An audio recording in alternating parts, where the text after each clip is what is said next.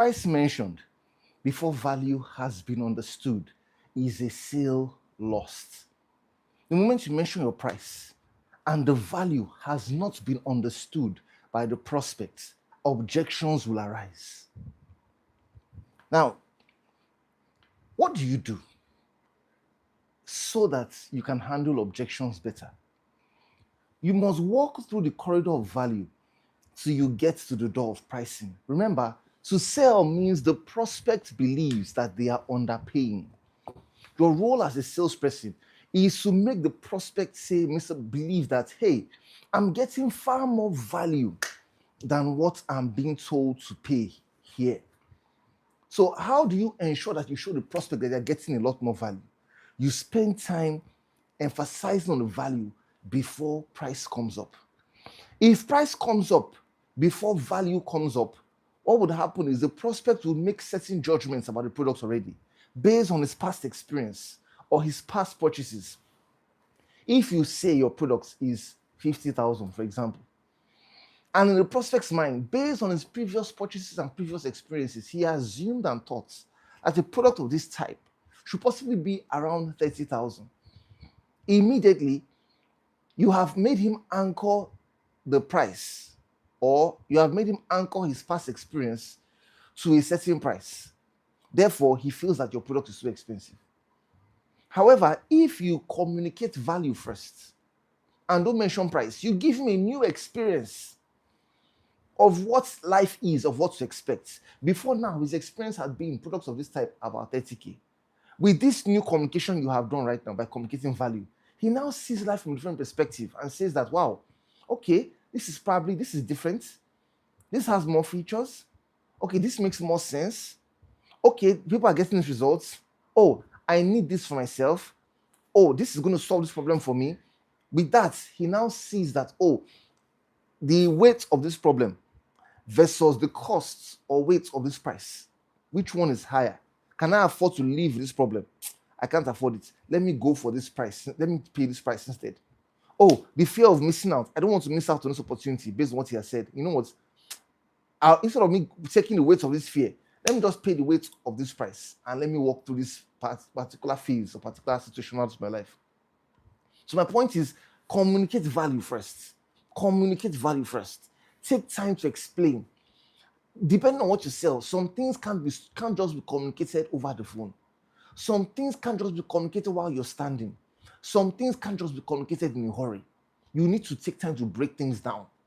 To educate means to walk through the rudiments into the advanced stage. So this means when it's time to educate, start with the basics.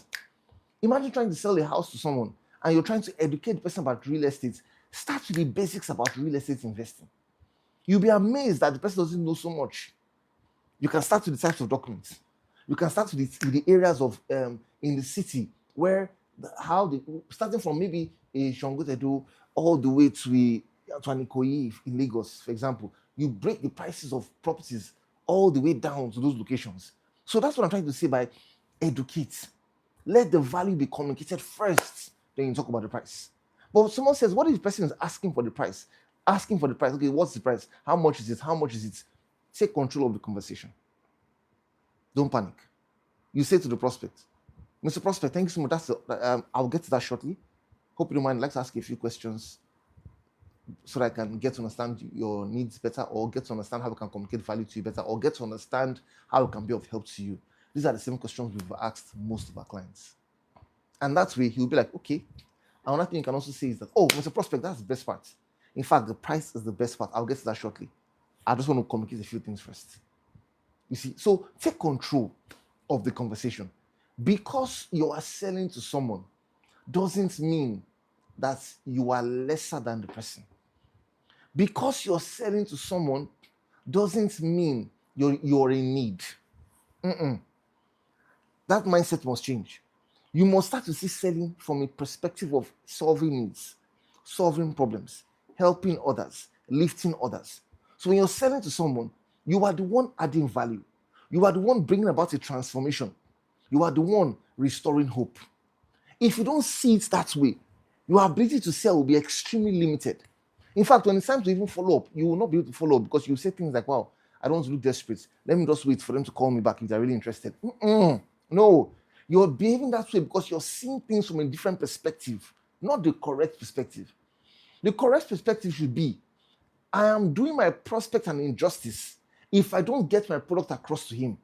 So I will do everything possible in my power to get across to him quickly so that he can get the right results that he desires. So do everything you can to get your prospects on time. Communicate value.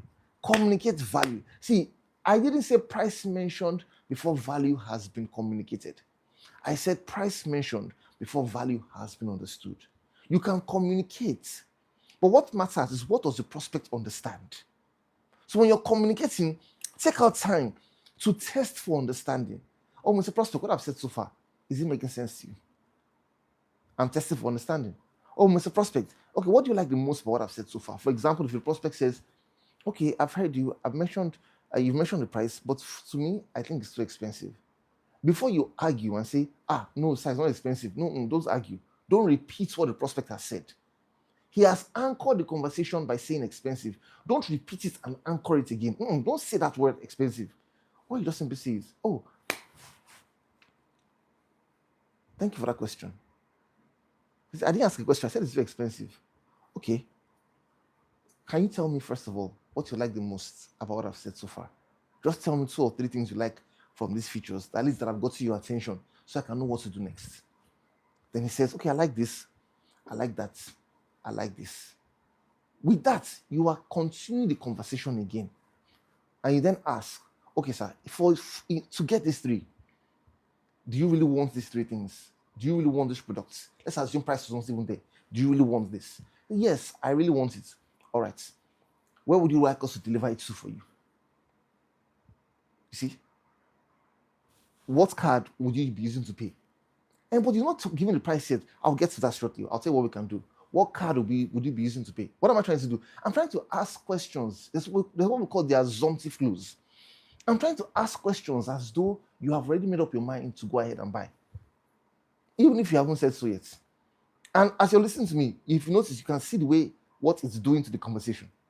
By the time it's done, you now ask, all right, sir, with all this right now, I can tell that you're ready for us to deliver to you. Let's address this price issue. Apart from the price, is there any other concern you have? Can you see? Well, that's the only issue. If the price can be reduced, I definitely will be able to do something. You see what's going on here?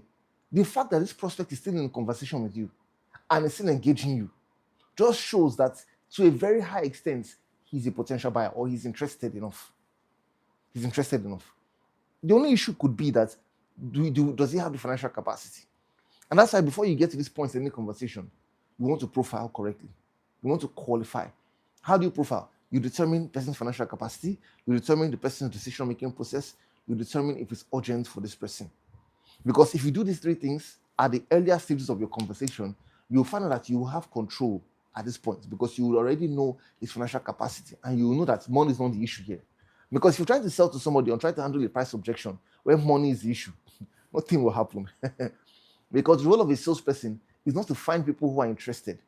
The role of a salesperson is to find people who are qualified. When a person is now qualified, you can now be able to test for interest, which is what I was doing earlier. I was testing for interest because I could tell that I assumed the person was qualified in this case. Now, when you get to the end of the conversation and you say, sir, if I can do something about the price now, are we going ahead now? Why am I asking this? Because I want to know that when I make steps, take action concerning this price, we can move on. So there are 3 things you can do to take action on this price. Number 1, I can give you a payment plan. That's why I shouldn't give payment plans at the beginning of the conversation. Number 2, I can give you a discount. That's why I shouldn't mention discounts at all when I'm pitching to you. Then the final part, number 3, I can look at the value proposition we're offering and give you another option that could be of a cheaper price. Or I could ask you, okay, sir, is there anything I can take out of here that you don't really need so much? Or that you don't, for example, if you mentioned what do you like so far? You mentioned 3 things. If the kind of product to sell is something that you've listed 6 things already, and out of the 6, you mentioned you like 3, you can take out 2. And on basis of taking out 2, you can drop the price. Perfect. If not, stick to the other 2 options I've given to you. Now, there are things that make people buy. There are things that preframe prospects to buy from you. A prospect may tell you that it's too expensive, but if he meets another salesperson, he may not tell that salesperson it's too expensive. He may even decide to just go ahead. Sometimes the difference could just be how you appear, your personal appearance.